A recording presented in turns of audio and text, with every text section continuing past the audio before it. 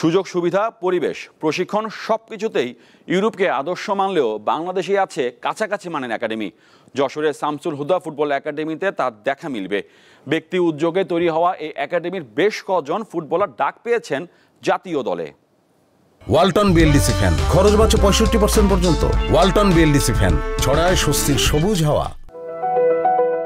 সবুজের গালিচা বিছানো পরিপাটি মাঠ, পাখির কিচিমিচির শব্দ আর গ্রামের নিরিবিলি পরিবেশে 2011 সালের 14 মে যশোরের হামিদপুর গ্রামে যাত্রা শুরু করে শামসুল হুদা ফুটবল একাডেমি, যার কর্ণধার রেডিয়েন্ট ফার্মাসিউটিক্যালসের চেয়ারম্যান ও বাফুফের সহসভাপতি নাসের শাহরিয়ার জাহেদি।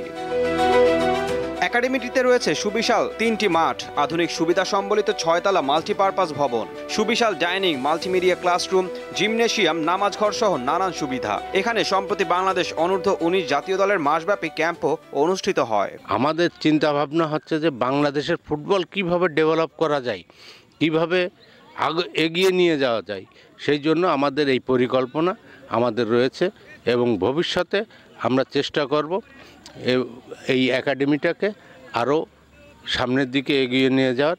অবকাঠামোগত নানা সুযোগ সুবিধার পাশাপাশি সুদক্ষ কোচিং স্টাফের তত্ত্বাবধানে দেশের নানা প্রান্তের খুদে ফুটবলাররা প্রশিক্ষণ নিচ্ছেন এই একাডেমিতে।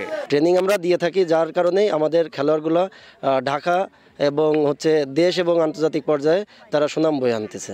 প্রকৃতি আর আধুনিক সুযোগ সুবিধার মিশেলে অনুশীলন করতে পেরে খুশি বার্ষিক হান্টিং ক্যাম্পের মাধ্যমে বাছাই হয়ে আসা ফুটবলাররা। এখানে এসে আলহামদুলিল্লাহ অনেক খুশি, আনন্দিত এবং আমার স্বপ্ন পূরণের পথে এগিয়ে যাচ্ছি।